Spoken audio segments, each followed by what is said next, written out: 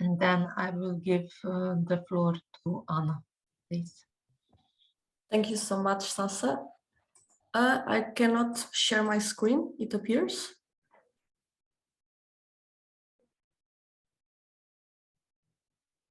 Sorry, now you can? Yes. Okay. I believe now you are seeing it. Yes. Okay, perfect. So, hi everyone. Thank you so much for being here. As Eunice already presented me, my name is Ana Aleixo, and I'm here today on behalf of InnovaMais, which is the project coordinator of the AfriConEU project, to tell you a little bit more about both our project, but also the Networking Academy of events that we are offering and to which you can join. Before I start, I would ask participants to please switch on your cameras. We are very little, as Sasa said, and it would be good to get to know each other, because then we will have a little bit a moment of discussion. And well, I think it will be much more like as we were together, which unfortunately we cannot still do it yet. And also ask you if you are familiar with the AfriConEU projects, or if you already participated in some of the events that we have been organizing since May. I can recognize some of you, and I know that you are already, so please, you can just say hi with your hand. You can also open the microphone and tell a little bit about your experience if you want. So please, don't be shy. We are very little today. So you are still warming up. You are still a little bit shy, but that's okay, because in case you didn't know, and for those who doesn't know AfriConEU yet, well, it's a project that is funded under the European Union's Horizon 2020 Research and Innovation Program that started in February 2021 and will last until January 2024. The project was designed to reinforce the collaboration between Africa and Europe on an equal footing, which has been proved to be critical for accelerating the digital transformation and also contribute to the sustainable economic growth of both continents. Essentially, what we set out to achieve with the project when we designed it was to create the first trans-continental networking academy to support both African and European digital innovation hubs in many fronts, from capacity building to knowledge sharing, networking, collaboration, joint projects, etc. So this is quite ambitious, and you might be thinking, okay, but how are you doing that? Did you make it? You will see in a couple slides ahead. But before you can have a look at the organizations that partake in our consortium, as you can see, AfriConEU is being implemented by 11 partners, 5 from European countries and 4 from African ones, being the African countries, of course, the ones that are being targeted in the project. And I can already say to you that are Nigeria, Uganda, Tanzania, and Ghana. If you want to know more about the AfriConEU partners, you can always go to our website. We have everything there. But I can already tell you that besides the geographical representation that you see here, we have also a very broad type of organizations which complements the consortium competences in this project.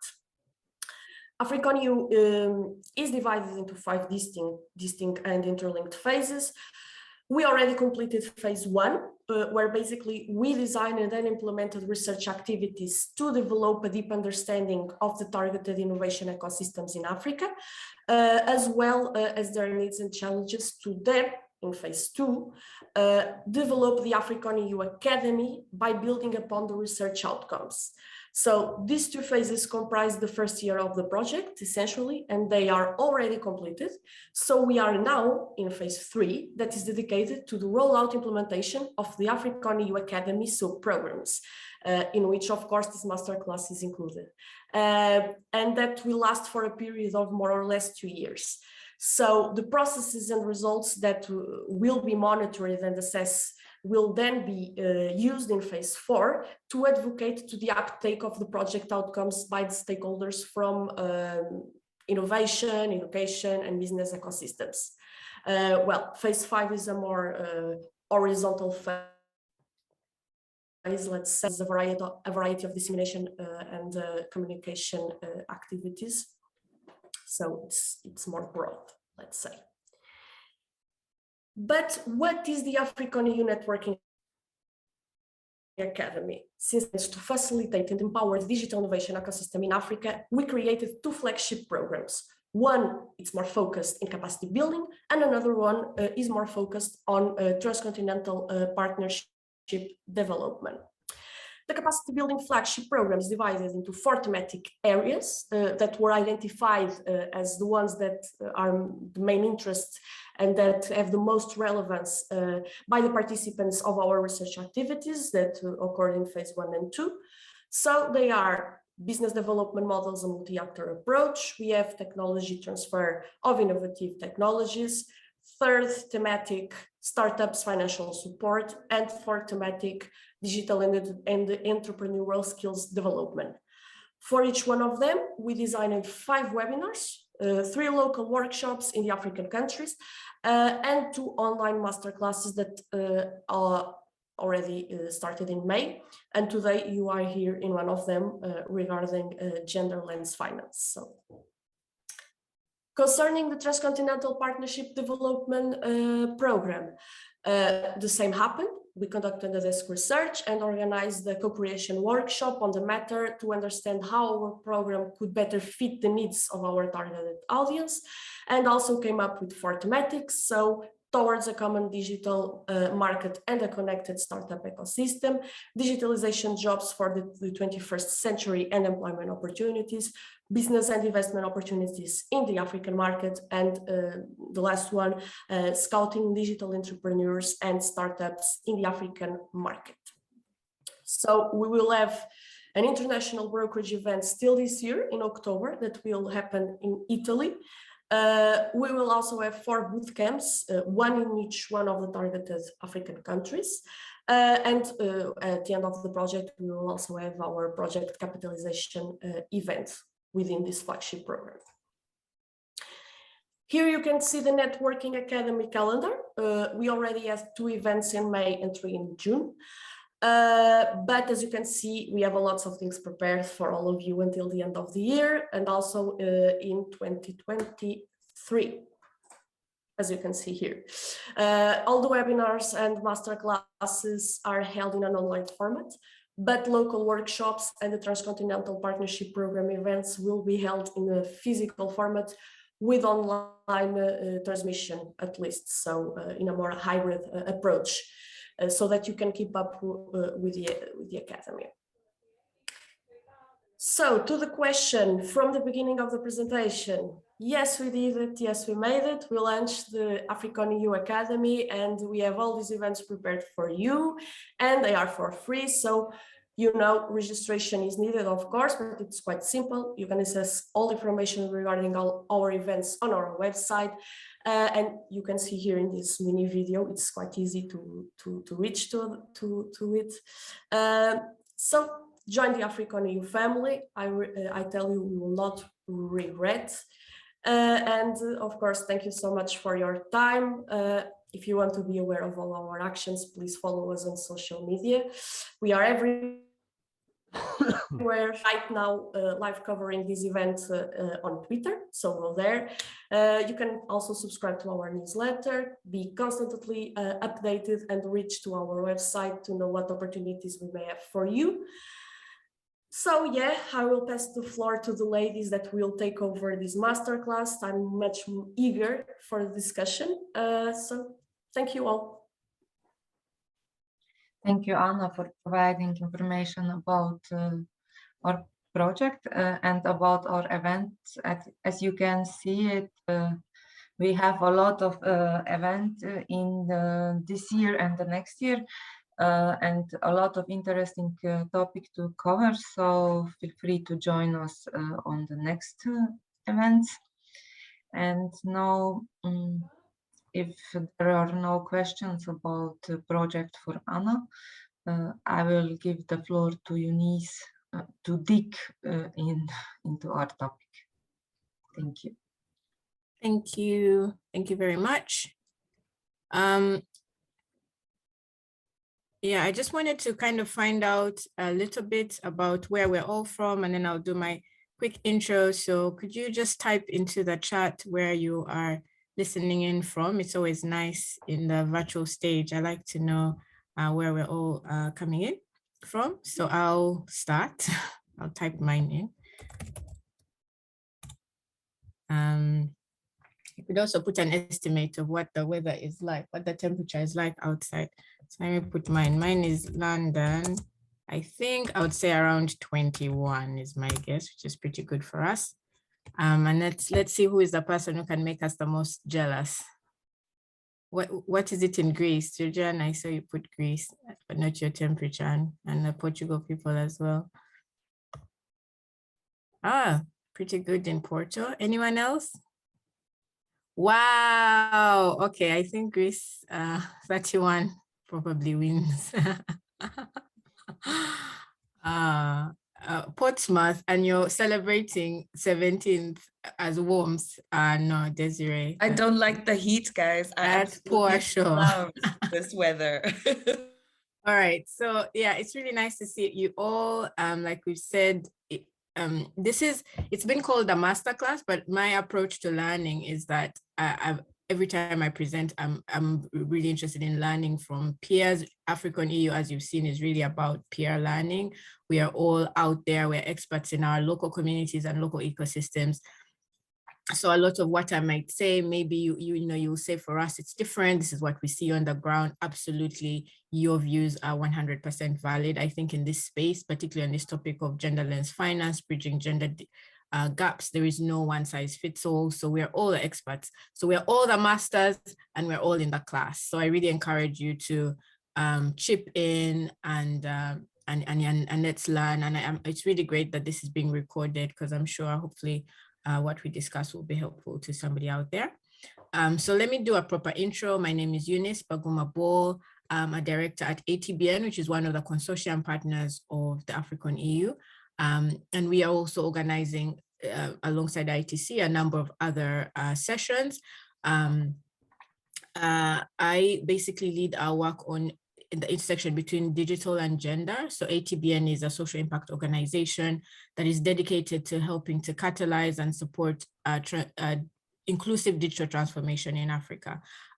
We are based in the UK, in London, and we see our role as a supportive role. We want to be the champion, the platform, the connector, the supporter for local organizations that are really working to support innovation and technology and entrepreneurship on the ground. So really we see our role as a supportive role, being that connector to global ecosystems, to expertise, to funding, to knowledge sharing as well. So really trying to be that glue that helps to sort of catalyze and grow the ecosystem. That's really our core. So as part of that, we are sort of behind the scenes helping to bring people together. We are a network, as it is in our name, and we like to do research. So we did the piece of research, the landscape analysis of Uganda, Tanzania, Ghana, and Nigeria that helped to feed into the AfriConEU Networking Academy. So we spoke to 60 stakeholders across the region to understand their challenges that they're facing as digital innovation hub leaders, as people trying to accelerate tech and innovation. So all the challenges around policy, around resources, sustainability. And so you'll see there's a whole calendar of events over the next 2 years as part of AfriConEU that are trying to tackle some of these subjects. Not all the challenges are immense, but we have sessions talking about the session we organized at ATBN a few weeks ago was on sustainability and impact. As hub leaders, how do we balance sustainability and impact? Today we're talking about gender lens finance. As innovation hub leaders, maybe we have some gender focused programs, but can we understand what are the key drivers behind? Can we start to rethink and think about how we are designing our programs and where we can really try and sort of make the space much more inclusive? Because I think one of the challenges I see and from research is that the digital gender gap continues to grow. There's so many initiatives, so much money being poured, but we still seem to see the gap, and particularly I think COVID has sort of pushed back a lot of the progress that had been made. So I think for what I want the outcome from today is for you as hub leaders, as entrepreneur support organization leaders, digital skills providers, to have a think. Like I wanted us to really just think about the gender lens finance gap, the gender finance gap. What is driving this? What are some of the, can anyone see me? Somebody says they can't see me. Yes, Yes, I can See see you. you. Okay, could you maybe, I don't know, can I be spotlighted maybe if that's, because I think it still keeps changing. I don't know who the host is because that may be easier.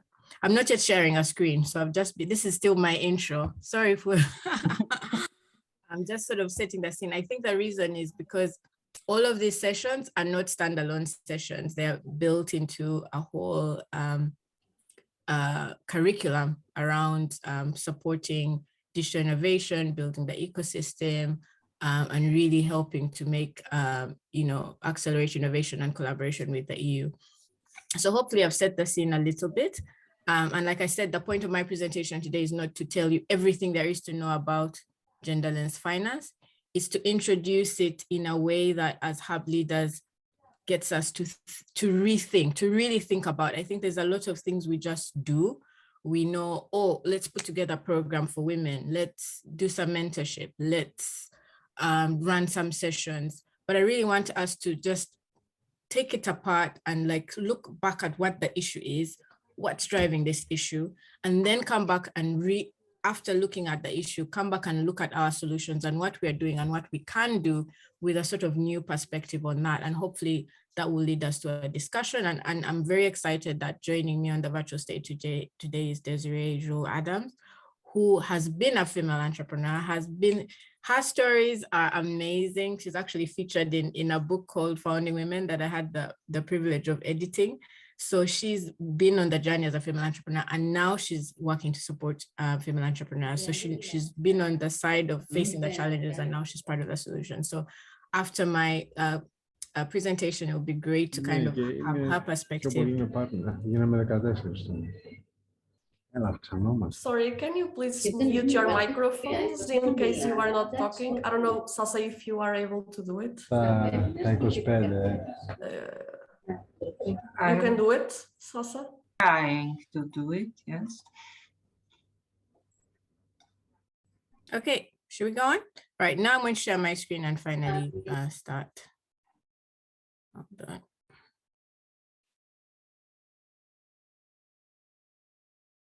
I need to present this. Give me 1 second, guys, sorry.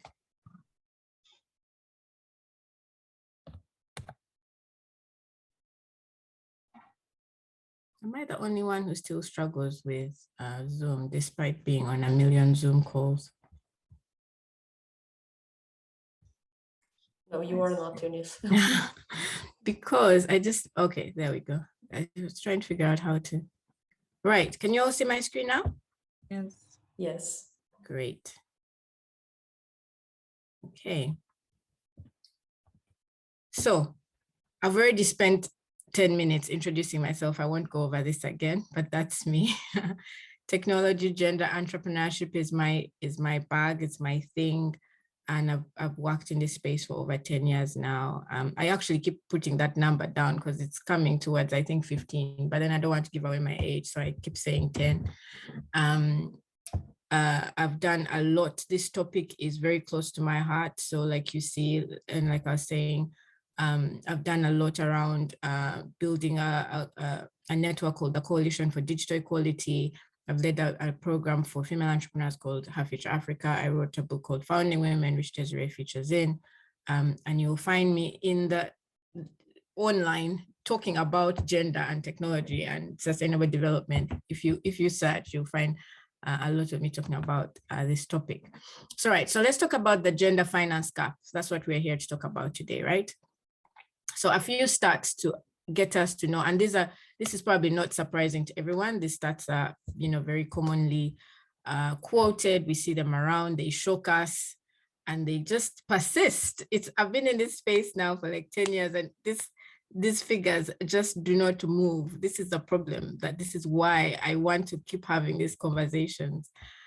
In Africa, between 2013 to 2021, they said female founders received only 3% of VC funding. I actually think that's like higher than it is, because the global figure is about 2% or something. And I think in let's go. 76% of that went to all male teams. Okay, I have my sources. If you want them, I think the slides are going to be shared. This is all down there. You'll be able to access and go and read for yourself. Then the data from 10 African countries showed that male-owned enterprises receive 6 more times capital than female-owned enterprises. When we look at Europe, because we're looking at UK, Europe, Africa, and understanding synergies, understanding similarities, differences where we can collaborate. When we look at Europe, that it's not much different, right? So it's saying female-founded startups received only 2.2% of funding in 2020. In 2021, it fell to 0.7%, which is the lowest ever. Anyone have any guesses as to why that could have been? You know, what happened in 2020? What does it mean for women, female entrepreneurs, their businesses, you know, going home to look for family? I've been the same. I've been really, the pandemic? Sorry? Maybe due to the pandemic? Yeah, exactly.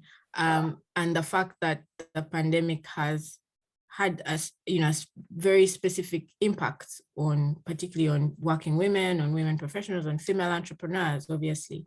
When it comes to childcare, who is the person who's going to have to stop and drop everything to look after? So these numbers, they are a reflection of society. They're a reflection of the things underlying in the background.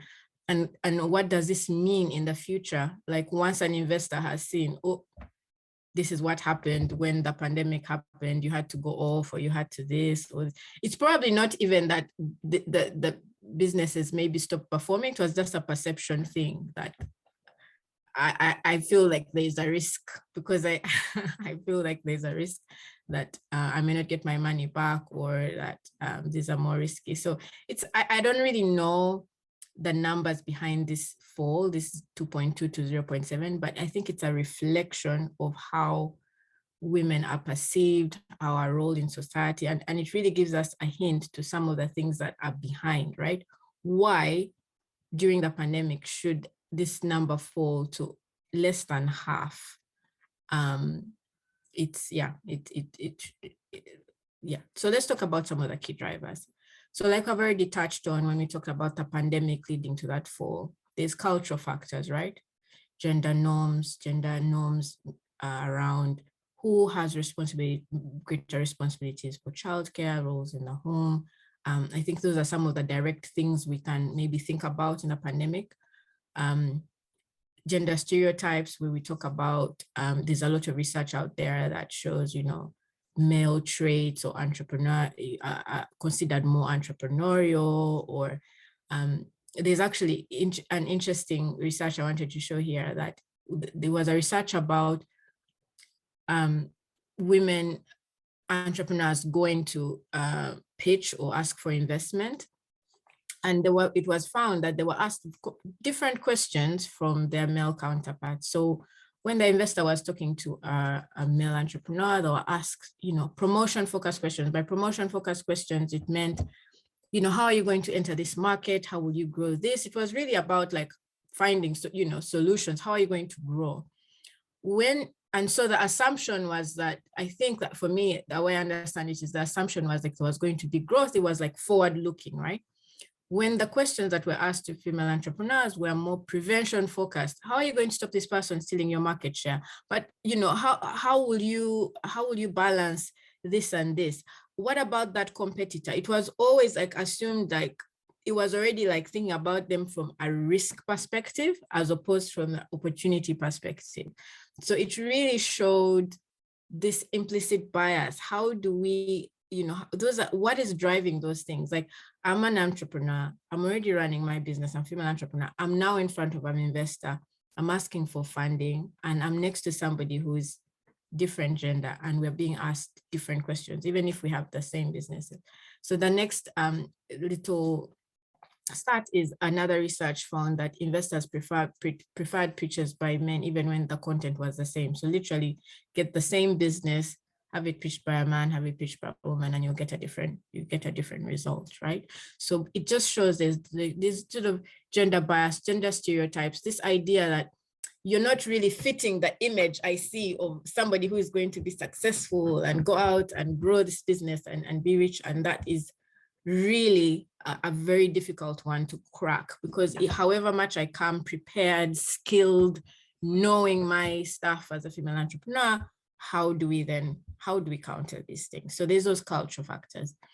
Next is structural institutional factors. And I think one of the best examples I can give is this one here around the lack of collateral and high interest rates affecting women access to loans. So when you look at access to loans, a lot of the time, particularly within the African context, you need to have collateral, land, building and stuff. And the thing is, culturally, there's also, which is also, first of all these drivers are not distinct like this, like they're not separate. They're all interrelated, driving each other, interacting and sort of, reinforcing each other. Because so for example, in Uganda, there is culturally factors that prevent women from owning land. So you don't necessarily, women wouldn't inherit.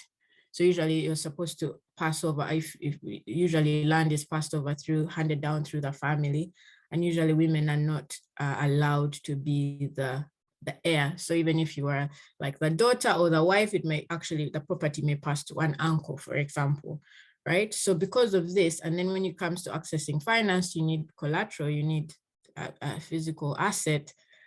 This means you've been left out from structural institutional factors, which are also driven by cultural factors. Now, the last point is ecosystem factors. If you're going to go very academic, because I did a master's in social innovation, and I did my research around barriers for female digital entrepreneurs within the innovation ecosystems. So in an academic sense, ecosystems are institutions, but I wanted to separate it out here, because us as ecosystem actors, as hub leaders, I really wanted us to sort of understand within the ecosystem that there's also ecosystem factors that are affecting access to finance for women entrepreneurs. So some of them is already like within the ecosystem we have very low representation of women on making investment decisions. So only 8 to 10% of senior investment professionals are women. 70% are only composed of men. So the people making the decisions on who gets the funding, you can see why that would also create an issue. Then another factor within ecosystems as well is that business accelerators and programs. So one study by IFC found that business accelerators may be increasing the funding gap for women entrepreneurs. And the reason, when I read the study, and you can go back and read further on this, is that what they found was that they were accelerating, they're giving both men and women the skills you need to grow your business. So they're giving them finance knowledge, giving them access to investors, giving them better skills to manage and grow their businesses. And when after they were completing the program, they still saw actually a bigger gap between the male participants who went on to really raise more funding. So they were really accelerated more. And the female entrepreneurs, their chances basically remained the same. And so the gap was actually bigger between women entrepreneurs who finished the program and male entrepreneurs who finished the program than even before the program began. And the reason was that the men got the advantage of the benefits of all these skills and networks and stuff, while the women, because of all these other underlying factors, it didn't necessarily translate. Because like I said, however much I come to this pitch event equipped with my knowledge, with my numbers, if I'm being asked different questions, if my pitch is going to be preferred, if you're going to prefer it from a man than a woman, then how has the support I've received actually helped? So one study found that we actually, through these acceleration programs, they were giving the men even a bigger advantage, because we're not really addressing some of the underlying factors and underlying biases. Okay, now I want you to, okay. So I want to talk about, this is one of me and my, it's not controversial, but it's one of my ideas that I really like to throw in there and see what the discussion comes out. But it's this idea of, I call it the fix them problem, because like I said, we keep seeing these numbers and these issues persisting, and the IFC study particularly that said as business accelerators may increase the gap for female entrepreneurs got me thinking. A lot of the time when we see programs around increasing access to finance for women, they're focused on fixing the women, right? Women, there's one quote here that I like that says, women are over-mentored and under-sponsored. Like, don't, you know, and you if you go online, you see a lot of women saying, I don't want any more mentorship. And now I just want money, just write me a check, you know? Many existing approaches focus primarily on fixing women. They put the burden on women to become more confident, acquire more skills, but there are people who have gone through all these programs, they have the skills, their businesses are set, they're ready to grow, but they're not getting the finance. So yeah, we need to think beyond, and I'm not, by the way, I need to emphasize, I'm not saying mentorship, skills, business support, financial knowledge is not needed. They're absolutely critical. And there is also research that shows that more business development support, skills, financial literacy is very, very important in accelerating the growth of women-led businesses. So I'm not taking that away. I'm just saying that if we put all our eggs and all the emphasis and support on that, without fixing the underlying issues, I think this is one of the problems that why we're not seeing a big change happening. Because like I said in this last point, they don't solve the underlying issues. And as the IFC study showed, they can actually end up increasing the divide.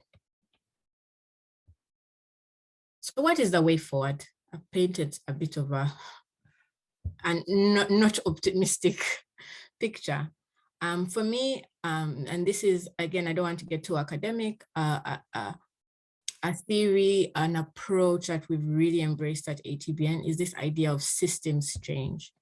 It's the idea of when you come up with a solution, a program, you don't just think directly of, you know, one beneficiary, just your solution and what you're trying to do. You think about your solution, your organization, your beneficiaries within the context in which it operates, right? So if I'm saying I'm running a program helping female entrepreneurs to perfect their pitch, I should not just focus on giving them the best possible pitching skills available. I should also understand they're pitching in a context in which they're going to be asked different questions.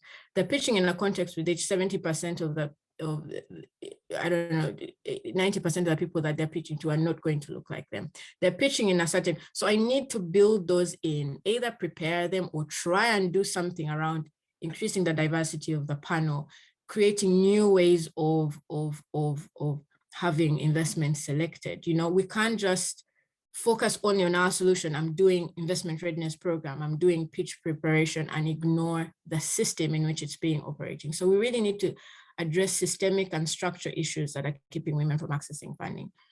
We also need to think about long-term solutions. I think one of the problems is we're always, and it's not a problem of us, I've been there, I run a small organization, we are grant funded, we do think about program to program, you're balancing the outputs that you've put in your proposal, that your funder is going to hold you to. And it's very hard to think beyond the 1 year or the 2 years of the program to think about long term. But we really, I think, ultimately, I think after doing this for 10 years, I really want to now make sure each program I'm doing is building on to the other one, not sort of separate things, but really trying to think about how do we change things in the long term and how do we tackle root causes. The question, this is a very theoretical way forward. How this looks within your ecosystem, what these systemic and structural issues are, what these long-term solutions could look like is work that we all need to do as people acting in our local ecosystem. It's work we all need to have these discussions and understand, and therefore come up with these solutions. The one thing I'll say is that you can never do systems change on your own as an individual or as an individual organization. systems change is driven by collaboration. And I think for me, that was like the biggest thing about being a part of the AfriConEU. We're working with 10 other organizations, 4 across Africa and across Europe around this issue. Like, let's support innovation hub leaders. Let's support the people who are supporting the entrepreneurs better. So collaboration is absolutely key. But again, I don't have all the answers on this. And so this is something just for us to sort of think about. And then I want to talk a little bit about gender lens finance specifically. So gender lens finance has emerged as a field, and I've called it finance because when I say gender lens investment, maybe it's specifically investment, maybe you think VC, venture capital, or funding for equity, etc. Gender lens finance is broader. It means also grants. It also means loans, microloans. But this space is really evolving and has grown to try and address this gap. And these are just, for me, some bullet points in the ways I think that gender lens finance can really help to bridge the gap, can work. And I know that there are different people doing different things to try and address this challenge. So one of the key things that needs to happen is diversifying the type of funding. A lot of the time when we talk about funding, we're talking about venture capital funding. It's a very specific type of funding. It lends itself to very specific types of businesses that can grow quickly and give a return in quite a short period of 5 to 10 years. It may not necessarily be the right model if you're trying to grow your business organically, or you want to scale, or you have a business that takes really long to acquire business customers. It's not going to necessarily have that exponential growth in 5 years, but it's going to have steady growth. So we need to think beyond VC, think about other models, non-traditional types of funding. I didn't add it here, but there's a report by Women's Finance Initiative advocating for, cash flow based loans. So don't ask me for collateral and land, ask me for how much is my business generating and give me money based on that. So non-traditional approaches that fit into the way women-led businesses maybe prefer to get funding or are growing, right? Rather than this sort of fixed, very, very specific type of funding that's super high growth, and it doesn't work for all markets, doesn't work for all sectors, and that certainly doesn't work for all businesses or even entrepreneurs. Second is to target holistically to funding holistically towards promoting gender equity. A very good example is the 2X Challenge. So for those of you who don't know, 2X Challenge is a number of development funders and other actors have brought a pot of money together that they've dedicated towards supporting entrepreneurs, sort of enterprises that promote gender equality, and it's across in a holistic way. So there's a set of criteria around how many female representation in your leadership, pay, gender pay gaps, how many, do you have policies that enable like working sort of maybe childcare, etc. for your female workforce? Are your products and services helping to serve and improve the lives of women, etc. I think there's also need to really promote equal gender representation among investment decision makers. And there's a lot of really great initiatives that have started out around this, really just building a pool of investment professionals and leaders who are diverse. In the UK, there's one called Diversity VC that's really good at that. Create investment processes that tackle gender bias. And this is something that for me seems to be an easy one, but I don't know why as the ecosystem, we seem to be stuck in a certain model. We've decided the only way to give investment, you have to make some entrepreneurs stand somewhere on a stage, pitch and make some investors like up Dragon's Den, like we like Dragon's Den, type of approach.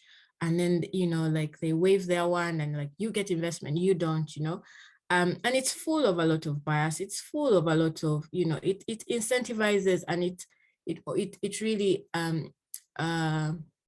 gives more weight to people who are good at speaking, who like can talk a good game, not necessarily who have like the facts at the back of it. So a really good one that I found is Village Capital. They've created this model called the peer selection model. And basically when they run a cohort in the entrepreneurship support accelerator, at the end of it, they train and give the entrepreneurs in the cohort the criteria on what to look for in investing, what they look for in investing in a business. And so these entrepreneurs that are not only have that criteria and are able to, sort of better align their businesses, but they're also able to make the decision. So as the cohort, they make the decision on who gets the investment. And so you now have a sort of broader, diverse, it's your competitor. By the time you're somebody who also wants the investment is able to say that you should get the investment, then you really know you're doing something right. So I think coming up with more innovations around how investment decisions are made, for me, would really, really help to tackle some of these gender bias issues.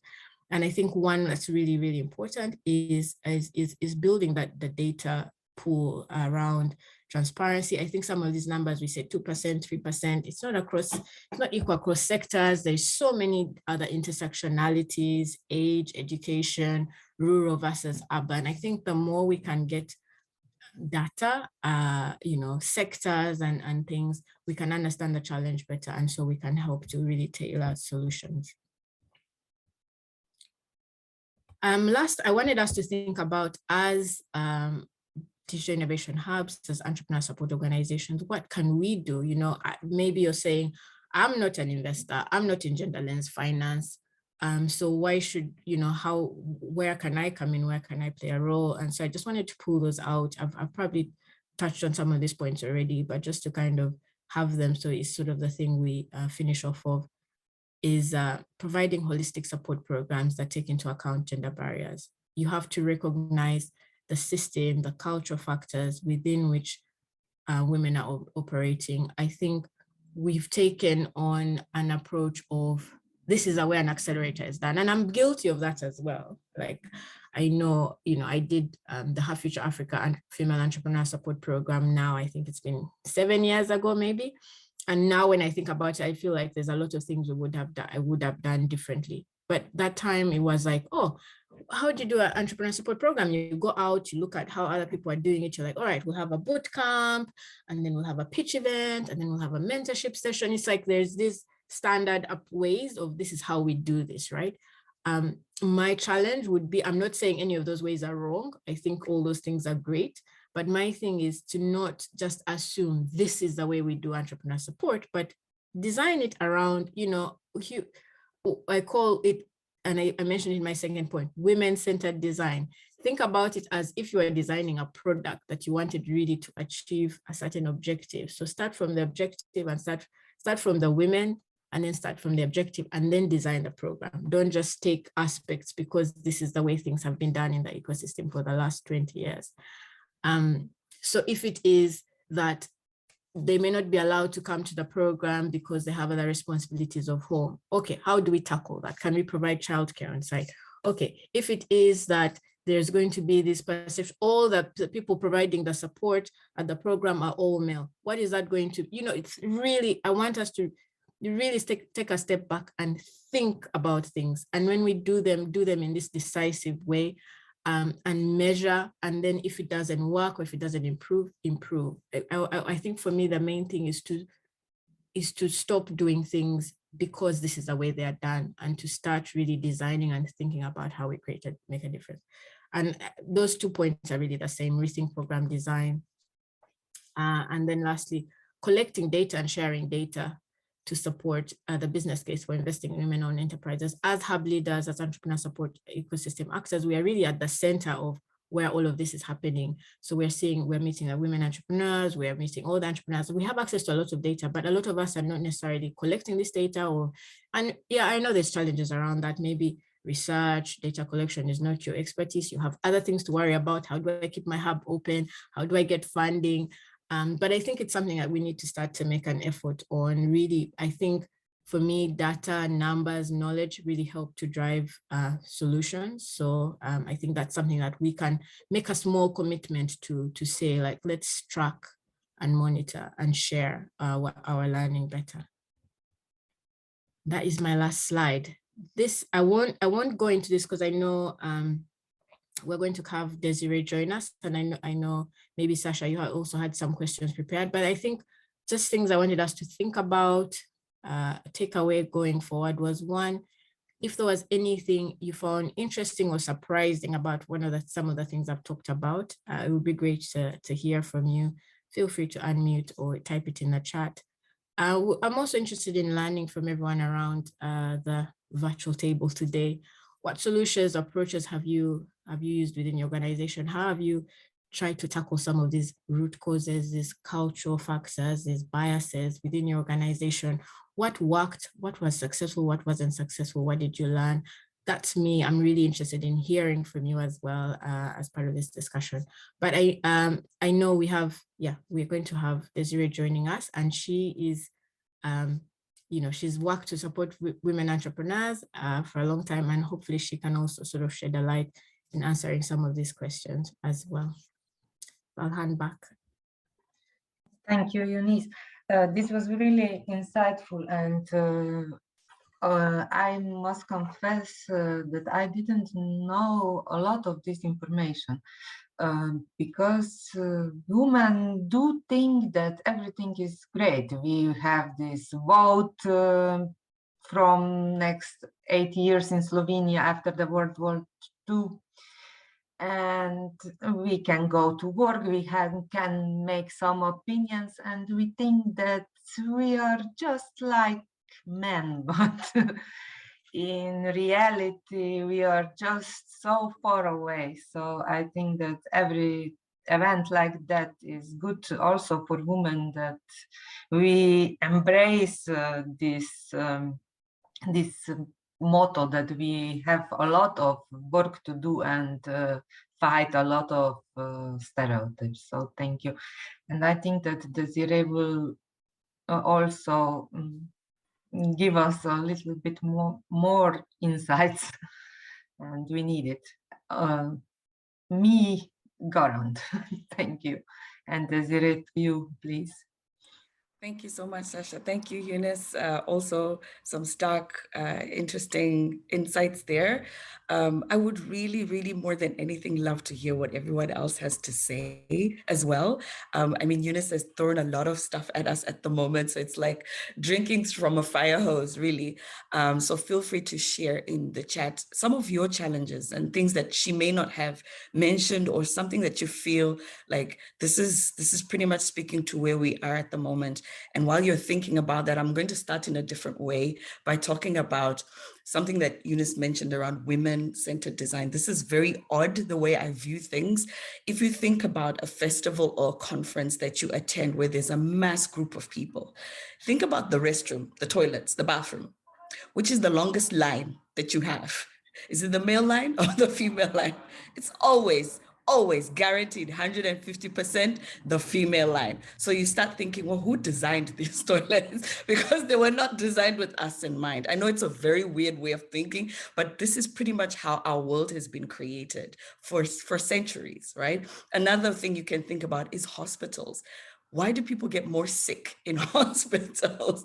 Because they're looking at blank white walls for the most of the time that they're there. It's not actually designed for their well-being, right?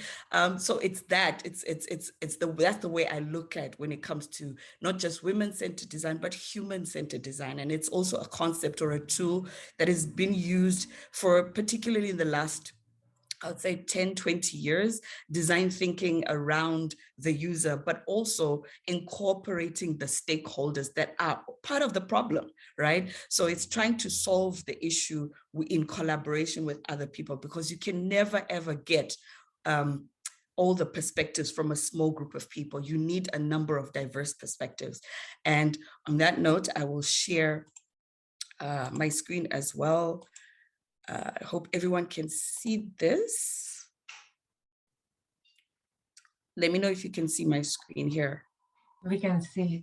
Okay, perfect. Yeah, I can. That's great. So this is a brief introduction into the African Women Entrepreneurship Cooperative, or AWEC for short. It's a nonprofit that is based out of the US, and it was started by, interestingly enough, a group of men who were interested in sharing best practices. But over time, they started bringing women into the room, and they have a number of different institutes that focus on different thematic areas of business. So for example, digital supply chains, cybersecurity, and one of them is women entrepreneurship, specific focus on Africa. And when they started, the idea was to exactly speak to what Eunice is talking about now, not necessarily gender lens financing, but it's looking at, instead of fixing the women, it's fixing their businesses. And that's pretty much what their skill is. It's fixing the business. So if you reverse engineer some of the things that Eunice was talking about when it comes to pitching a business, or perhaps being represented in the space of business, what are the things, or which are the areas that we feel that we can support women? So we are not experts on finance or giving people loans. Our focus is capacity building and technical assistance, and really around the actual business itself. And what we do is, I'm sorry, I don't think the clicker is working, so I'm going to be rolling this. Again, the problem is the fact that women entrepreneurs start businesses faster than anywhere else in the world in Africa. I don't know if you know that, but it's a fact, and yet still lack the skills and when I say skills, I'll explain them later, because I think Eunice made a really good, important point about being sure not to create programs that try to fix women. But also the idea of them having the access to the network or exposure to the spaces that they need to be in. And if we did sort out these problems, then we'd be able to realize the amount of money that is being made within the space. So they're talking about advancing gender equality will give us, or could add, more than 300 billion. This is statistics from the last 2 years, so it might have changed since COVID. Who we serve: small and growing businesses. So for example, you might know that fintech or financial technology is the space where venture capitalists or investors really focus on. We don't have many of those women in our program. We support the small, medium enterprises. Some of them are micro businesses. So women who are literally trying to do things on a small scale, but trying to find also a way to grow and to impact. A lot of our women have been in business for at least 2 years, and they employ at least 2 people. And that has changed over time from our perspective, because in the beginning, we allowed absolutely everyone into the program. And then we realized over time, with feedback and survey and design, that some of them were either not ready to take on some of the changes and the strategies that's needed to run the business, or some of them were, they owned charities, non-governmental organizations, and very much reliant on grants and funding that is given to the organization. And sometimes we've had to try and change the mentality or the perception of running an NGO. It requires you to run it as a business. You need to figure out ways of earning revenue and not just seeking for grants to be given over, because the climate has changed. Priorities have changed for funders. So a lot of the women in our business are small and medium-sized business owners. What we do is similar to what most of you do out here. I'm assuming that you have, some sort of applied learning program, some digital first approach program where you've taken these women's barriers in mind and you've created a program around that. And so we have specific components of the program, live sessions that are run on a monthly basis, similar to this one, masterclasses, mentoring, which we have to include, Eunice, applied learning. So what's really unique about the program is every single session that they have every month that focuses on a specific topic of business, they have to apply the lessons from the sessions to their business. As soon as they finish a live session, they will be given an assignment. So for example, today we have the first live session of our program year. It's around business strategy. It's being taught by a senior exec at Meta, and Catalina Wanesco. She's based in the US, but she's from Romania and has done extensive work around Africa. And she focuses really on business strategy for women entrepreneurs, particularly those who have small businesses. And whatever she teaches in the program program, we then have an assignment that goes with the live session. And it's expected over the next 2 weeks, you've got to find a way to apply what you've learned to your actual business. We make a joke about the fact that in our program, there is no reference to Fig 1 or Fig 12 as a business case study. Fig 1 and Fig 12 is actually your business. So you put it in the spotlight, you put it in the limelight and say, so if I'm supposed to focus on suppliers, who are my current suppliers right now? And are they serving me in the best way possible? If I'm supposed to focus on diversifying my products and my services, how is that working for me right now? And does it fit? And oftentimes what we find is that they challenge to question their current models. And then the other thing is around peer networks. So I think Eunice alluded to the Village Capital, who leverage the power of the peer group to support somebody who's looking for finance. So in AWEC works pretty much the same. We leverage the support of the peer network to support these women. So every month when they submit their assignments, they are in a group. Let me go back. There's 200 women in every single cohort. So when they come into the program, they're split into groups of 10, and each of these groups of 10 become each other's business partners, each other's consultants for the year that they're on the program.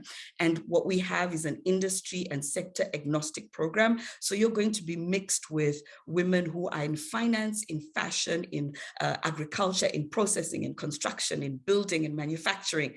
And you have a very different perspective once you put up your assignment onto the portal and they come and speak from those perspectives. And this is what we love about our peer, the peer groups that we have.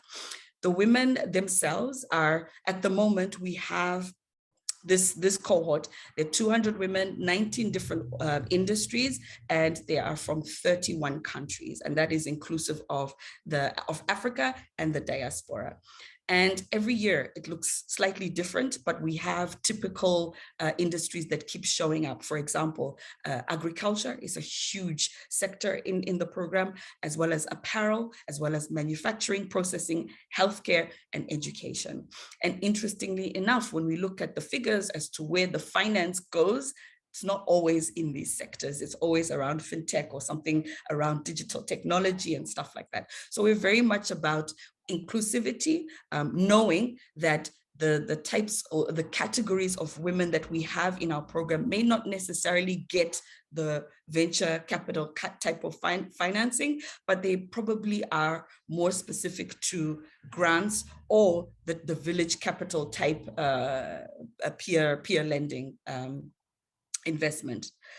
Our impact, so we're very much like all of you about measuring and evaluating the impact of the program. We've had 800 women so far because this is our we're going into our 5th year. So we've done 4 years. The last cohort just graduated in the beginning of May, and we have 52 countries represented in the alumni.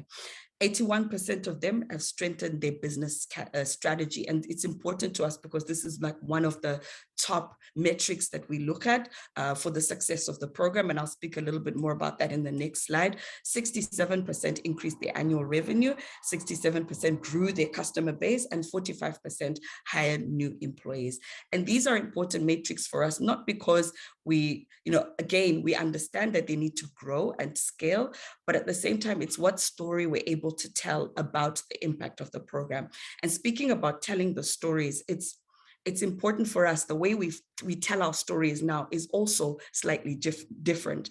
We try to match whatever is going on in the program with what is going on in the macro sphere. So it's no longer just talking about Rachel and her business, but it's also talking about how Rachel's business is impacting the livelihoods of the community she's in, and then how does that speak to the macro environment. So for example, if Rachel is running a food processing company and she's employing people in the local community, one thing we know from the SDGs, for example, is around food security. So how's Rachel's business impacting livelihoods in the communities, but also speaking towards the SDGs in a macro sense. And then again, this is the part that is more interesting for me, because like I said at the beginning, we're not there to fix the women. We want to fix their businesses or fix the strategies that they have in their business. So these are the metrics that we look at in detail every single month. And when I say month, it's every single thing that we do in the program, we've got to receive feedback for it. So if it's a masterclass, for example, we would have asked them before what they feel their knowledge around a specific topic is, and we ask them to grade themselves on a scale of 1 to 5 perhaps, and then immediately after the masterclass, immediately after the assignment, immediately after a peer session around the same topic, we ask them where they feel they are in terms of those scales, and we measure the degree of change. And that for us is super important, because we need to understand whether whatever it is that we're doing, is it making a difference? So us having a masterclass here now about gender lens financing, is it actually making a difference? Are you able to take away something tangible that you can do something within your business or within the community that you're in? So 4 really big matrix categories that we look at: engagement, because we know that there is, particularly now with virtual fatigue, we have to ensure that as we do the program, we all get tired. I get tired of seeing my face on Zoom. I get tired of sitting and listening to people talking, not in a bad way, but it's over the past few years that it's come to, how do we ensure that as you are going through the program, is it engaging? And we measure, the percentage of how, and we measure ourselves against industry standards as well to ensure that we're either above or, on par. But so far with engagement, we are like 80% above the industry standard for how people still engage with the program or the program elements from start to finish. Business performance, this is a huge one. Have they increased their revenue? Have they been able to employ more people? And are they able to raise capital by the end of the year? Skills development, again, broken down into specific categories: business skills, functional skills, soft skills, which are all important and all encompassing for a woman to be able to do what she needs to do within the space of entrepreneurship. And like I say, as it pertains to her being an entrepreneur, not necessarily to her being a person and what she does in her personal life, although that can come into her running her business.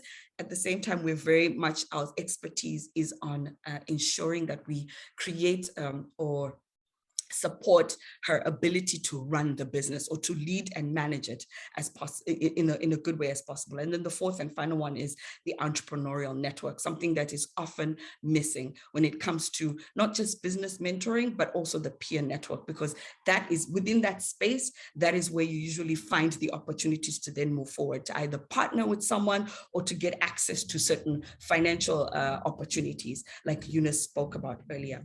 And then finally, just a story that I covered just recently in the last month or so.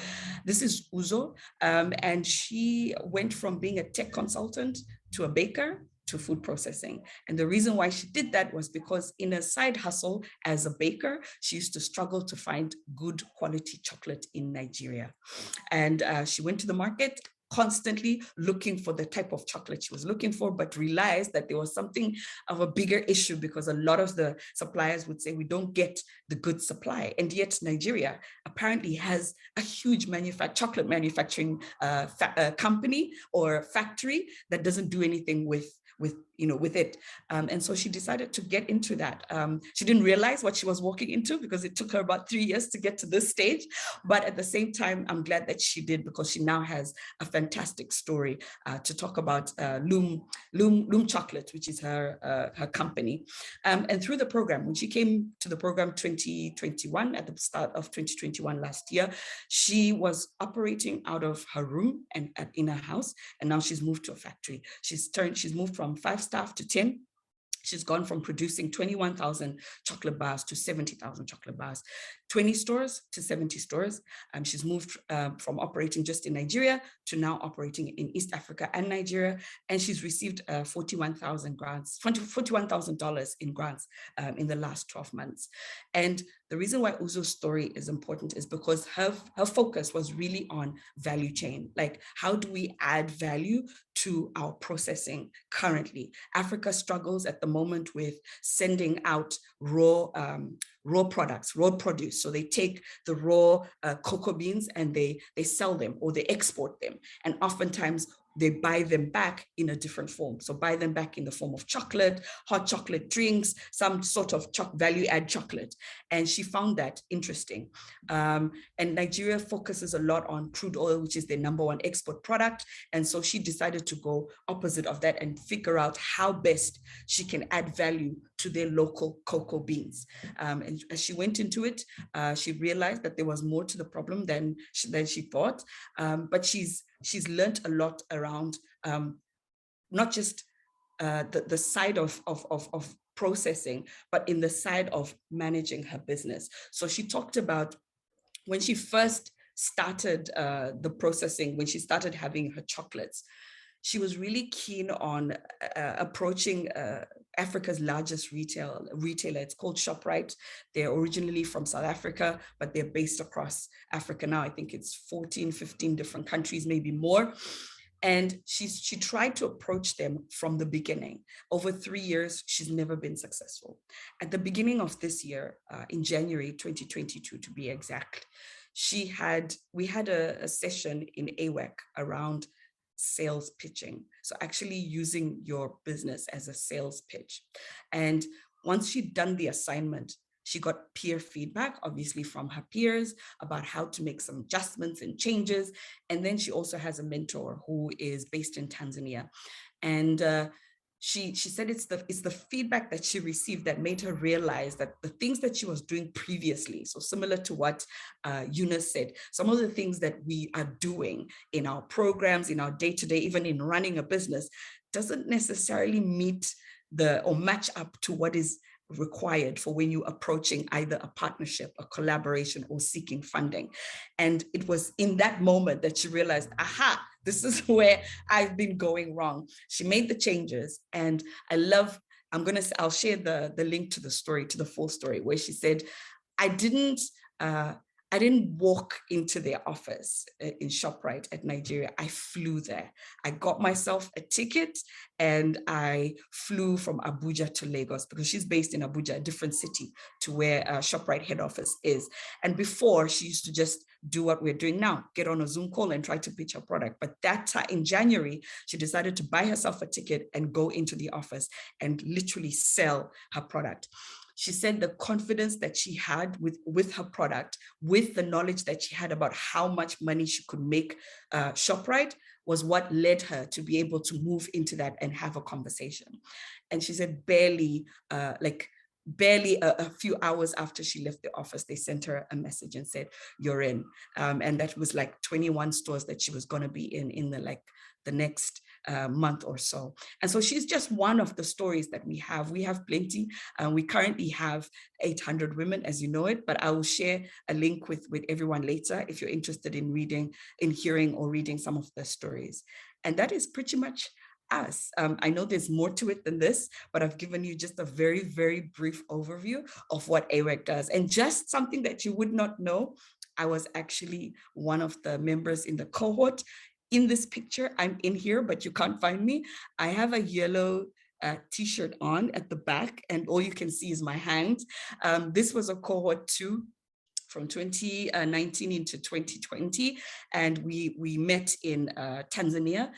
This is a group of cohort 2, and this was what we used to do before COVID. We had the opportunity to convene these women twice a year, because there's something special about finally meeting the people. You all know this, finally meeting the people that you've been doing life with on Zoom or virtually, and there's something electrifying about seeing the people in the space. So including mentors and program advisors and everybody, staff, donors, everybody got to meet each other in 2019. And sadly, that was the last trip we had, but we hope we'll be able to do that again. So that is us in a nutshell. And I'm here to take any questions if you have them. Great, thank you.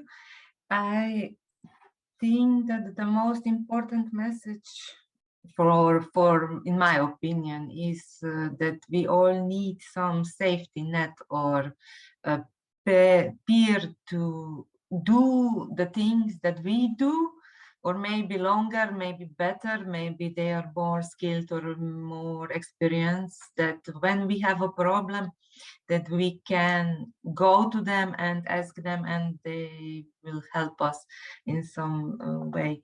So this cooperation and peer learning is, yes, I think it's very important. And in women, I think it's especially important, because women, I don't know how it is in the other countries, but in Slovenia, women can be the very strict to other women, not to help them, but to kill them, so to say. It's the same in other countries, or it's only the Slovenian? I'm not sure about killing, Sasha, but I understand what you mean. I understand what you mean. Interestingly enough, this is, again, I think it's to do with exposure to those kind of spaces. So I'll give you an example of women from the MENA region, Middle East and North Africa. So Egypt, Libya, Tunisia, Morocco, they were actually afraid of joining the program. It took us actually being in their space, actually doing a face-to-face or a virtual conversation to say, look, we don't bite. And that's because of, if we think about, again, for the sake of people who are here, Africa is divided. And what they say in Egypt is we have two continents. We have sub-Saharan Africa and we have Middle East and North Africa, and we're very different culturally and just economically different. But when you speak to the people on the ground, so individuals, so women entrepreneurs, they are so interested in getting to know what they call their brothers and sisters across the rest of Africa, because some of them actually, forgive me for saying, don't identify themselves as being part of the MENA, the region. They identify themselves as being part of Pan-Africa, and they want to be involved. But because we've not had programs that's focused on getting Pan-African collaboration together, I think that's where we have challenges. It requires conversations like these to break down those barriers. That's not to say there won't be some sort of awkwardness or some sort of tension, but that happens in any relationship, right? If you don't really understand or don't know who people are, I think there's a very popular quote that says people are afraid of change. The fear factor is around change. And the only way to break that down is by having conversations like these. So bring people into the space and try to understand where they're coming from and where you're coming from. And so I can see where the challenges might be when you talk about Slovenia, for example, Eastern Europe, for example. I know there's a lot of interesting insights around culture and how people view one another, particularly when it comes to women. But I think there's so many factors that play into that. There's so many variables. We talk about, historical accounts of war and, systemic barriers that have been there from way back in the day. And so we trying to tackle it just in a conversation like this is not good enough. And I think Eunice alluded to this earlier on. There's more to it than just the surface level of things. We've got to go deeper. So even the idea of mental well-being as an entrepreneur, people don't actually look at stuff like that. We are now, particularly after COVID, but it's something that needs to be addressed as mental. And then again, when Eunice joined the call, the first thing she was like, I wish I could have talked to you, but I wish we would have met, but I've got childcare stuff that I need to deal with. And sometimes a program doesn't even take that into consideration. So there's so many variables that play into our day-to-day lives, first and foremost, as personal lives. But then there's also all of that plays into us as the way we show up as entrepreneurs or as, people who are trying to support entrepreneurs. So there's so much more to discuss around that. But yes, I understand what you're saying. Yeah. And Eunice, you have something to say also?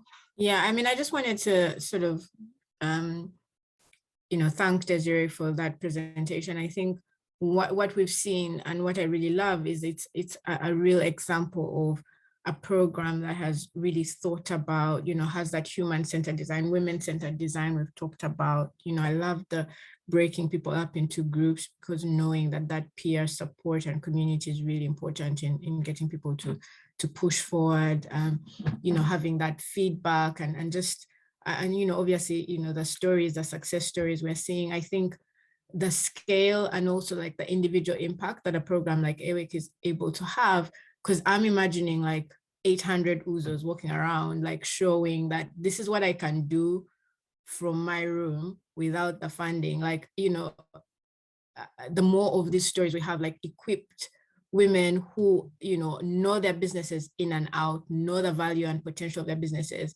I love Uzo's story because, she said she now went into a meeting knowing, like, I'm helping ShopRite. They're not helping me. I'm here to give you guys money.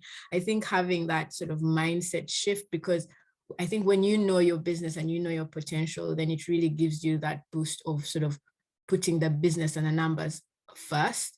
And hopefully, I think that's in a way, we can start to not, I don't think it would necessarily tackle the bias, but at least there's a point I made around us sharing knowledge, stats, numbers that show the business case for investing in women. Because what I know is money wants a business case. So if they see that actually there is hundreds of thousands of Uzos walking around the African continent, I'm losing money by not investing in them, it is another way to kind of incentivize, at least when it comes to like bridging the gender finance gap. So thank you very much. I know we don't have time for that, but it'll be really interesting to sort of know the iterations you've been through, because it's such a well thought out program that I know that definitely did not start out like, and you kind of alluded that a little bit, saying at first we were taking everyone, and then we narrowed down to this, and now we do this. And so everything is very, targeted at this is what we want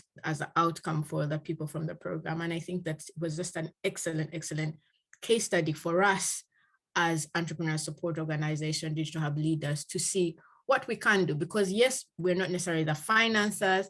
Yes, we're not necessarily the people going to invest in these businesses, but we can sort of prepare them to have like really, really strong businesses and to be really strong entrepreneurs, as well as all the other things that, need to happen, of course, within the ecosystem. But it really shows that we have a clear role to play. There was a question that somebody typed into the chat earlier. But I don't know, Sasha, do we have, I guess we're going to Q&A next. So maybe we want to. Yes, we mixed all together because I think it's feasible and more easy, because we are talking now, so I can go to the question of Constantinos, and he's asked about the cultural shift, and I think you all see the question, and he said that data you presented were very interesting, although sadly not surprising. It seems that going for the long-term solution makes a lot of sense, considering that the problem originates from cultural factor. However, how can a cultural shift be achieved, and how can we contribute to that? I think it's a difficult question for both of you. Let's start with Desiree. Thanks, Eunice. No pressure. How do we change the culture? Just give us the solution, please. No, my goodness. I mean, interestingly enough, we're struggling with that culturally within countries, even within countries, tribes, breaking down different. Listen, it's so typical. And if you think about it, it's not even just the social economic culture between women and men. It's between tribes. Within countries, right? And so that's a bigger conversation, much more than my expertise can give. But what I will say is, if we think about it, even here within this group, how many cultural differences do we have here? But we are meeting on some sort of commonality around either gender lens financing, or around supporting women in our entrepreneurs, or around supporting the ecosystem, right? So that's one common language. I believe we all have some common language. So think about sport, for example. it bridges together divides from all across the globe. If you think about World Cup football, I mean, when people are watching the game, nobody cares about where you're from or what culture you've been grown up in. So sometimes I think, you know, and I say it flippantly, but I actually mean it in a serious way. It's finding some sort of common ground. What is it that we are trying to achieve? And that it's going to take a long time. So even if I think about the SDGs, those are lofty goals. Like if you really read the 17 Sustainable Development Goals, they're huge, but it's stuff that cannot be done in silos. I can't do it alone. I think Eunice said it earlier. There's nothing that we can do on our own as individuals. It's something that the women in the program, interestingly enough, as they come into the program, there's a lot of habits that need to be unlearned that we realize as they come into a program, the way they approach a certain, group setting, or the way they deal with specific responses to something that someone asked. And now sometimes we might be a little bit defensive about something. So it takes a shift. It takes a while, but you need to come together with a commonality around something. But it starts with a conversation. So even here, it starts with a conversation. The bigger divide amongst countries, different, parts of Africa, for example, not too sure how we do that. Same thing with what AfriCon is trying to do here. It's breaking down a lot of barriers, and you experience it over time. So I don't know if that's a response, but that's how I see it. It's a very difficult question, but thank you for asking it. Yeah, if I can chip in, and I think it's building on something that you already said, Desiree, which was, when you were giving the example about women in sort of North Africa, MENA region. And, I think as program leaders, additional leaders, one thing we can do is think about the cultural context that our participants are coming from and really integrate that into our design. I think when we think about the cultural thing, it's like, how do you change cultural context? There's all this, there's culture, there's micro, there's gender, there's so many things. But ultimately what you have, I think culture is this intangible thing that we can't put our finger on it and tweak it and change it. It's one individual at a time. So the individuals you have influence on right now are the people that you are supporting, that are in your program. So how do we start to impact culture is to take into consideration their cultural context and incorporate that in the way we approach them, the language we use. One of the things I always say that I would, I remember, like, I was actually amazed I was that woke way back then, but when we were doing Half Each Africa, one of the things I was adamant about is the language in which we used to promote this program. If we keep promoting it as a tech, we're looking for tech entrepreneurs. How many women out there were thinking of themselves as tech entrepreneurs? So we were saying, do you have a business that you want to solve? We can help you build a business. We can help you leverage technology. We just made the technology like take this back seat, so that it meant, you want to solve a problem, you want to help your community, you want to build a business, you want to, create a job for yourself and for others. We made that front and center, and then we put everything at the back, because we knew that the language we use would create a barrier for people, right? So I think it's just thinking about those things. And of course, we won't get it perfect, but so that's one. I think the other thing is nothing has a bigger impact on changing mindsets than positive examples and role models. And that's why I find what you're doing at AWEC really exciting, Desiree, is because you're putting positive role models out there. So slowly by slowly, the mindsets that, entrepreneurship is not for women, or I wouldn't put my money on a female entrepreneur, are slowly by slowly going to start to change when we start to see more stories like Uzo's out there, right? So I think it's us as entrepreneur support organizations, additional innovation hubs, once we can do this human-centered design that takes into account the cultural factors, we'll be able to strengthen the support to the female entrepreneurs we are supporting, and really help to build them up as role models that sort of show this, to start to change mindset and change the status quo, right? So yeah, and I think if we have this network and these exchanges and people doing it in, you know, Tanzania and Ghana and the UK and Slovenia and Greece, like we can have this sort of snowball effect, like we said.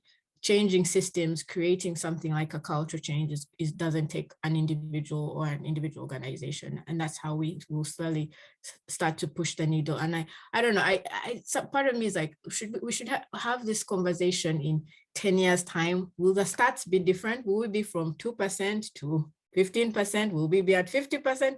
I don't know, but I hope there'll definitely be a change. Yes, I agree, and think that the success stories like Uzo is very important, that other women see that Uzo is like me, and if she succeed, I can succeed also, and maybe deal with shyness and not being able or not have the courage to do it. So it's important, really. And I will just ask you, all participants, to fill out our questionnaire form. I will put a link in the chat, and also to all of our speakers. We have the questionnaire also for them. I will put this also in chat. Here is the link. You want us to take 5 minutes and do this now? Yeah. Yes, please. Otherwise, our team from evaluation will kill me, huh? If you want to. And also, I will put the link to speaker.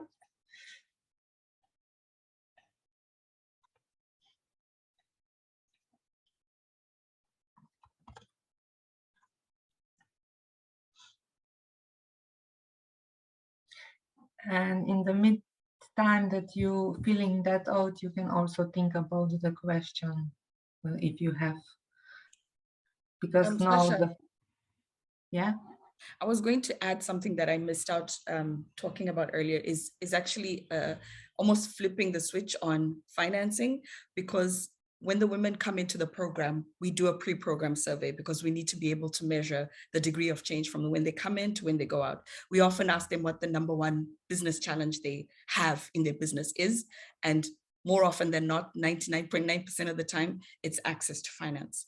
However, that number changes within 6 months of the program. So it drops because then they realize some of them come with I'm glad I didn't actually get finance. I wasn't going to do anything with the money or anything strategic with the money. I wasn't ready, you know. And so this is not to say this is painting a picture on all women entrepreneurs across Africa, but sometimes even then, because again, sometimes we start these programs with so much passion. We want to do this so that we can give them finance, like, or we want to do this so that they can get this X result. But sometimes it's actually looking at the crux of the business to ensure that the functionality of the business is sound. So do you have the right processes and systems in place to say you have a formidable business? Does the business model that you've set for yourself actually work? Does it generate revenue? So I don't want to paint AWEC as a fluffy program, you know, because we hold hands and say kumbaya, because it's not like that. Actually, after a month, a lot of the women are like, no, I can't take this, I'm out, you know. And it's because that at that point, we kind of challenge them to look at what they've built. We acknowledge their achievements, because 150%, it is not easy to navigate a business in Africa. I just came from a 5-country tour. I was in Zimbabwe, South Africa, Zambia, Kenya, Egypt, and I passed through Ethiopia as well, just having conversations about just running a business. I struggled, just me and my laptop, trying to get something like a proper network to stay online to be able to do my work. And that's just one aspect of me trying to get my work done on a day-to-day basis. There was more to it, you know, electricity cuts, access to certain things. You're trying to look for information and you can't get it. And so I understand that navigating a business, particularly on the African climate, within the African climate, is not easy. However, there are certain things that that pertain to the elements of running your business, the functionalities, for example, habits that need to be unlearned, things like having transactions over your phone with somebody and not actually documenting them. So things like that, bookkeeping and asking for the last time you had, where's the last receipt that you purchased with your company card, if you have a company card, if you have a bank account. That is another thing that people don't talk about. We sometimes ask women to make sure that they've registered their business for a bank account, and then they come back to you with that, I can't do it because of XYZ in our country. This policy stipulates XYZ, or my business cannot be registered within 18 months because of XYZ. I don't have this and I don't have that asset, and oh, it's not actually my husband's name on the company documents, or I don't have a man representing me and things like that. So there's so many other variables to running a business that sometimes when they think back or they reflect back, it's a case of, actually, I don't need the finance. I need a partnership that can help me, for us to do this on a bigger scale. And then we can both go into ShopRite and have a conversation, or we can both approach XYZ. And then in Uzo's case, for example, in Nigeria, they have something called the non-oil export grant. So there's so much focus on oil exporting that the government is like, no, we want to shift. We want people to go into other industries apart from oil, because that might change over the next 10 years. That landscape or that focus on that specific sector might change. And so there are things like that that people need to take into account. But I wanted to say, sometimes, while gender lens financing is the topic of today, it's also thinking about, is it really just finance we need to focus on? And that's a question to all of us, and people might have experienced it in a very different way.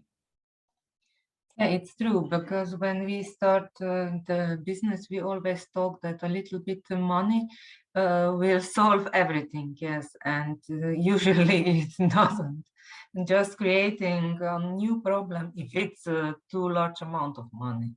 I know a lot of stories that small companies received a huge amount of grants, and in 2 or 3 years they will shut down because they have overestimation about employees, about equipment, about anything, and they, as you said, lack the overall equipment and skills and knowledge and policy and everything. Yeah, it's true. Any other feedback or question from the group? Or you fill out our monitoring file?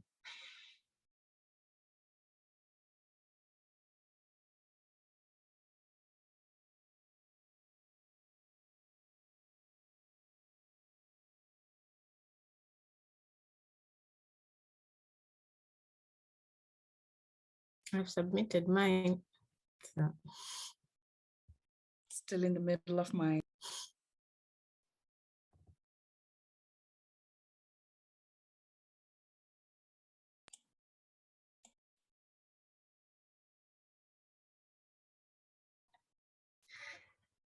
And if I ask our attendees or participants, what do you take to your heart in today's masterclass? Honestly, I think we still have a long way to go, because when Eunice was presenting the data, I thought, well, in my perspective, we were moving forward, but sometimes we take some steps back.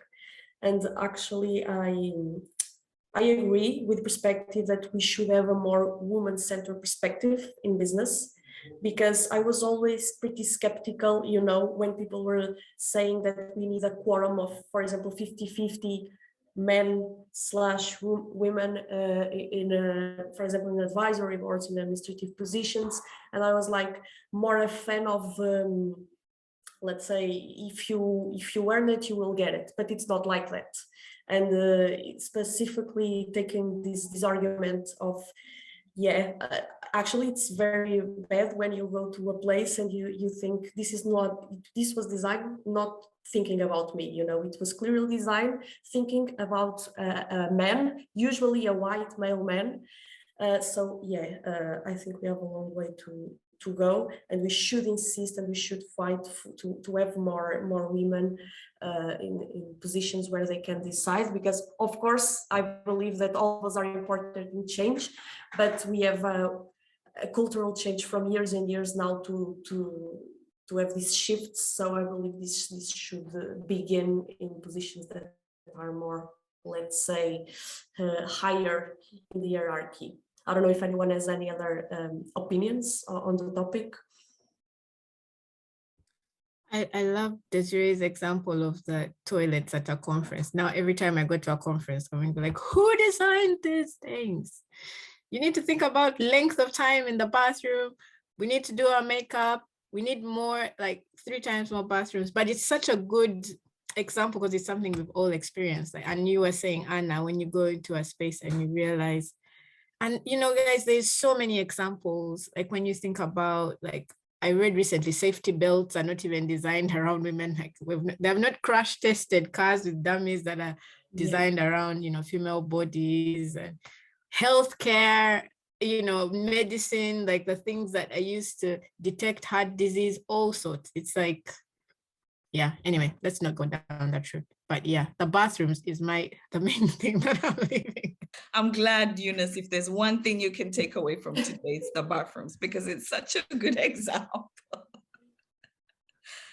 And that's actually, I think it's an example that sometimes is not about equality, but equity, you know. Women and men have different challenges, different needs. Exactly. I'm interested to know about Paul Mbuya, because I think he's from Cameroon. I think you've come off I would love to hear about you and your experience, and, you know, just sharing from your perspective, because it's nice to hear different perspectives. Or Georgiana or Naomi, Reka, Tomasz, I would love to hear from you guys as well. It's not just us who are the experts. Like Eunice said at the beginning, we all are experts in our field or our space. So feel free to share. Paul, if you can, that is, if you can.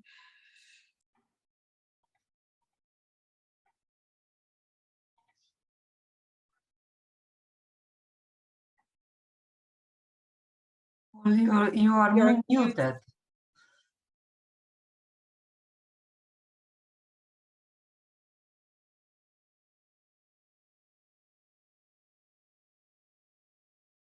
We still don't can't hear you, hear you. Paul. You're still muted.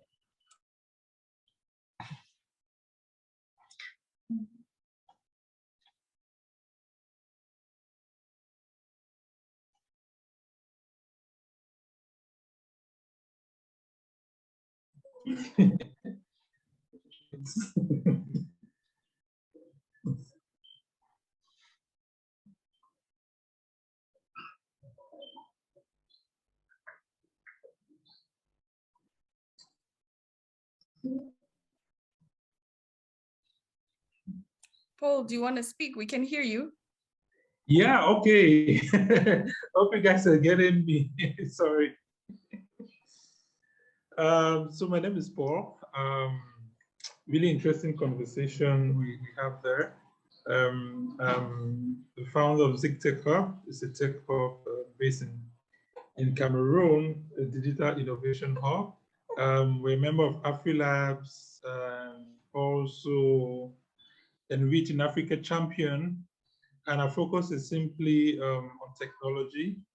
Now we're really focusing on clean tech, ocean technology, how we can perfectly support startups, you know, in Africa, and also entrepreneurs who want to are passionate about clean technology, because we believe that's the road we need to take in terms of sustainability, and also providing, you know, the right livelihoods for those in the community.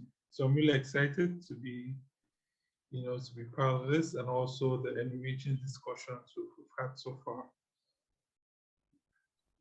Thank you. Thank you, Paul.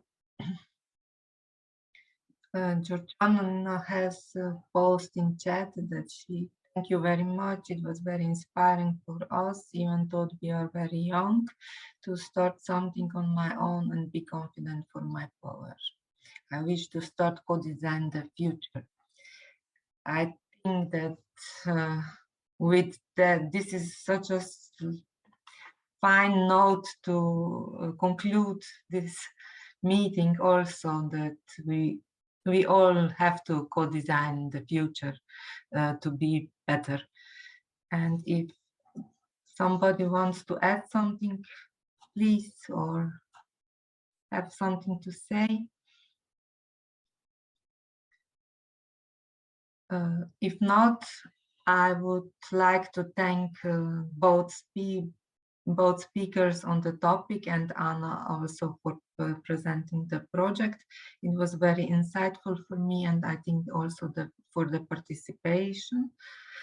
And I would like also to thank you all for participating in this event, and hopefully to see you all in our next event. Thank you very much. Would we do the family photo?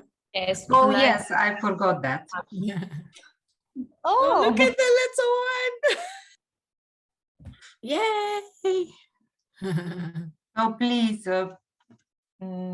camera on, and just one lovely smile, and Georgiana will take a photo, please.